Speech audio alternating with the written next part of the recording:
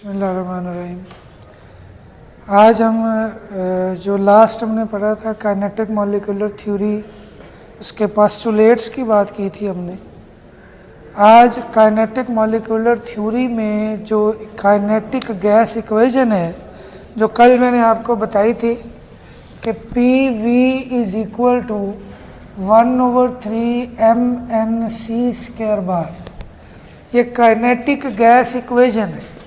ये जो kinetic molecular theory के पोस्टुलेट्स हैं, उनको यूज़ करते हुए बर्नौली ने ये इक्वेशन डिराइव की जिसको काइनेटिक गैस इक्वेशन कहते हैं, जिसमें P क्या चीज़ है?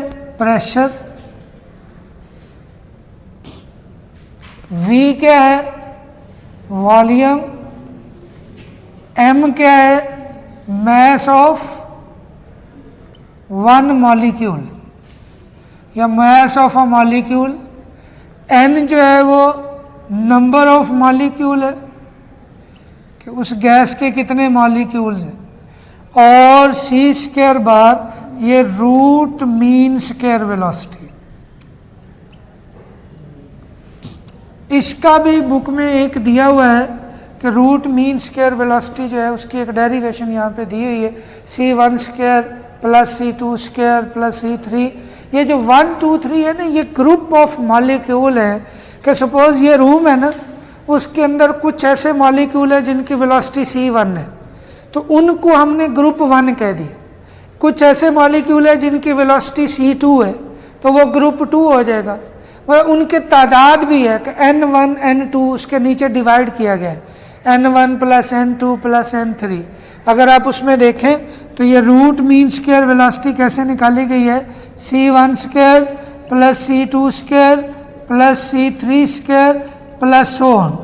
नीचे जो है n1 plus n2 plus n3 plus so on, मतलब टोटल मॉलिक्यूल्स नीचे आ जाएंगे, ऊपर उनकी वेलोसिटी आ जाएगी, और इस तरह से रूट मीन स्क्वायर वेलोसिटी हम निकाल। रूट ये स्क्वायर के वाले से है, ये जो मीन है ये एवरेज, ये जो बार होता है ना, जैसे हम किसी मैथ में कोई एवरेज निकालते हैं, औसत निकालते हैं, तो ये वो वाला हो गया।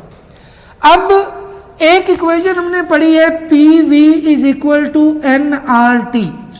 ये कौन सी इक्वेशन है? Ideal gas equation. कौन सी इक्वेशन है? आइडियल गैस इक्वेशन है।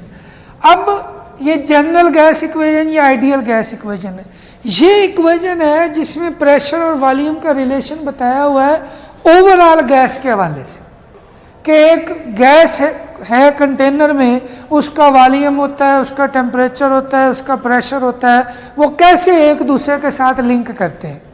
ठीक है, लेकिन ये जो बात की गई है, ये जो इक्वेशन है, ये काइनेटिक गैस इक्वेशन है।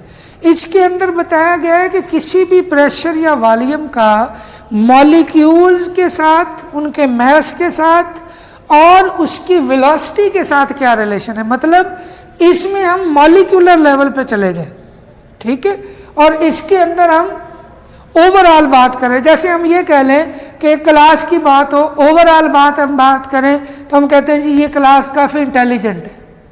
तो क्लास इंटेलिजेंट होने का मतलब क्या है? अगर हम उसको मॉलिक्यूलर लेवल पे बात करें, डिटेल में बात करें, तो उसका मतलब ये होगा कि उसके स्टूडेंट्स इंटेलिजेंट, क्योंकि क्लास स्टूडेंट्स है ना, तो स्टूडेंट्स इंटेलिजेंट होंगे तो क्लास इंटेलिजेंट होगी।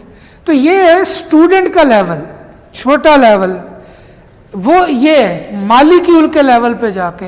और ओवरऑल ये है कि ओवरऑल एक क्लास की जैसे आप बात कर रहे हैं, ओवरऑल एक गैस की बात करें तो ये है। अगर उसके स्टूडेंट्स की बात करते हैं, मतलब उस गैस के मॉलिक्यूल की बात करें, तो ये इक्वेशन। अब क्या ये दोनों इक्वेशन एक दूसरे को सपोर्ट भी करती हैं कि नहीं? क्या ये एक दूसरे के खिलाफ तो नहीं है? क्या ये एक दूसरे की बात को फॉलो भी करती हैं कि नहीं? मतलब ये हुआ कि अगर आप ये कहते हैं कि क्लास इंटेलिजेंट है, तो उसके स्टूडेंट्स भी इंटेलिजेंट होने चाहिए, ठीक है, तभी इसका मतलब ये है कि दोनों बातें ठीक है। ये तो नहीं हो सकता कि स्टूडेंट्स हम कहें इंटेलिजेंट नहीं है और क्लास इंटेलिजेंट है, ऐसा नहीं हो सकता। तो ये कैसे एक दूसरे को सपोर्ट करते हैं, हम उसकी बात करते हैं कि ये इक्वेशन कैसे निकली थी। ये निकली थी बॉयल्स लॉ, चार्ल्स लॉ और एवोगाड्रोस लॉ जो पढ़े थे हमने पीछे, उनकी मदद से ये निकाली गई थी। ठीक है, ये इक्वेशन है kinetic gas equation, molecular theory की बेस पे कुछ कैलकुलेशन की गई। अब इन दोनों का रिलेशन हम देखना चाहते हैं। हमें पता है काइनेटिक एनर्जी किसके इक्वल होती है, आपने पढ़ा होगा फिजिक्स में 1/2 mc² बार। अगर हम, वैसे तो आपने फिजिक्स में पढ़ा है कि kinetic energy is equal to 1/2 mv²। अगर हम इसको मॉलिक्यूल के लिहाज से देखें तो ये क्या बन जाएगी, 1/2 mc² बार। अगर ओवरऑल गैस की बात करें तो mnc² बार, क्योंकि पूरी गैस की बात जब हम कर रहे हैं तो उसके टोटल मॉलिक्यूल का मास ये बन जाएगा इन दोनों को मल्टीप्लाई करने से, और c² बार ये वेलोसिटी है जैसे ये। अब ये इसके इक्वल है, या आप ये भी कह सकते हैं कि आप अगर टोटल की बात नहीं करते तो आप 1/2 mc² भी लिख सकते हैं। ठीक है, अब आप देखें कि ये किसके इक्वल है, काइनेटिक एनर्जी के। इसको आप के ई भी लिख सकते हैं। और दूसरी तरफ आपने जो पढ़ा है काइनेटिक मॉलिक्यूलर थ्योरी का एक पोस्टुलेट आपने पढ़ा है कि kinetic energy is directly proportional to temperature, पढ़ा है ना। और काइनेटिक एनर्जी अगर इसके इक्वल हो तो फिर क्या हो जाएगा, 1/2 mc² बार। अब n को रहने दें, आप उसी तरह से चलें जैसे ये सिंपल। ठीक है, तो ये किसके डायरेक्टली प्रोपोर्शनल होगी, टेम्परेचर के। हम ये लिख सकते हैं 1/2 mc² bar is equal to kT। के यहाँ पे क्या आ गया, कांस्टेंट आ गया। ठीक है जी, अब इसकी मदद से हमने क्या करना है, इसको थोड़ा सा रिलेट करके लेके जाना है इस इक्वेशन के साथ। इस इक्वेशन में इसी को हमने करना है ना कि बॉयल्स लॉ, चार्ल्स लॉ क्या इसको भी फॉलो करते हैं कि नहीं। तो उसके लिए हमने क्या किया, इस इक्वेशन को लिखें PV is equal to 1/3 mnc² bar. अगर इस पूरी इक्वेशन को 2/2 से मल्टीप्लाई कर दें, मतलब दोनों साइडें, तो इधर वाला 2/2 PV is equal to 2/2 1/3 mnc² bar, ये आ जाएगा। क्लियर होगी बात। अब इसमें हमने क्या करना, ये 2/2 तो कैंसिल हो जाएगा, इधर क्या बचा PV। इधर थोड़ा सा हमने रीअरेंज करना है, 2 को अंदर ले जाना है, 3 को बाहर लेके आना और n को भी बाहर ले आएंगे, तो 2n बाहर आ जाएगा ओवर 3 बाहर आ गया, 2 अंदर गया तो ये 1/2 mc² बार, यही आ जाएगा। जस्ट हमने उसको क्या किया है, थोड़ा सा रीअरेंज किया है। अब रीअरेंज करने के बाद ये चीज किसके इक्वल है, तो इसकी जगह हम ये लिख सकते हैं PV is equal to 2n/3 kT। kT लिख सकते हैं ना, क्योंकि ये इसके इक्वल है। अब इसमें अगर आप वॉल्यूम इधर रहने दें, प्रेशर दूसरी तरफ ले जाएं, 2n kT/3p, ये आ जाएगा।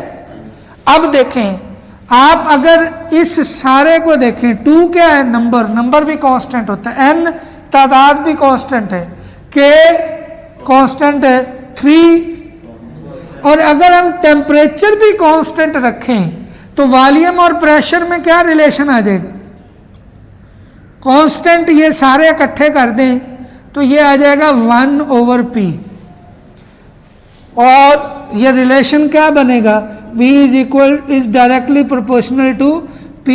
शर्त यह है कि कांस्टेंट टेम्परेचर रखा जाए, ये हम बात कर चुके हैं।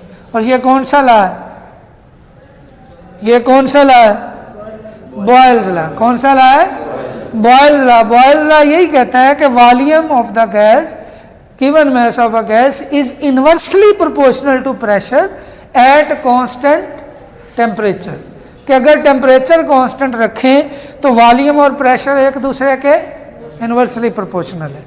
अब ये तो बॉयल्स लॉ था ना, बॉयल्स लॉ हमने इससे वेरीफाई कर लिया, लेकिन अगर आप इससे चार्ल्स लॉ करना चाहते हैं तो इसी इक्वेशन को आप यूज करेंगे। आपको पता है वॉल्यूम किसके इक्वल है, 2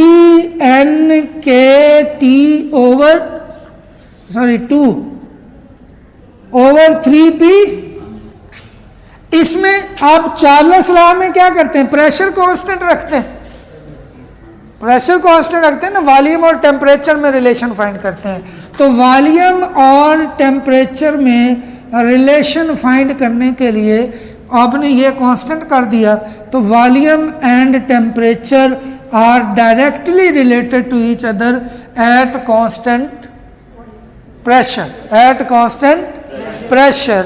ये है लॉ कौन सा, चार्ल्स लॉ। ये चार्ल्स लॉ है जिसमें यह बताया गया है कि volume of a given mass of a gas is directly related to absolute temperature at constant pressure. तो ये दो लॉ जिनसे ये इक्वेशन बनी थी, ये equation Boyle's law, Charles law, Avogadro law की मदद से बनी थी ना। मतलब ये हुआ कि ये जो चीज़ है, ये दोनों लॉ इस इक्वेशन से हमने वेरीफाई कर ली, उससे एक्सप्लेन कर लिया। मतलब ये और ये एक ही चीज़ है, उनमें कोई इख्तलाफ नहीं है। वही बात वो भी कर रहा है, वही बात ये भी कर रहा है, दोनों एक दूसरे को सपोर्ट कर रहे हैं। ठीक है। तीसरी चीज़ इसके अंदर क्या है, एवोगाड्रोस लॉ। ठीक है, उसमें आप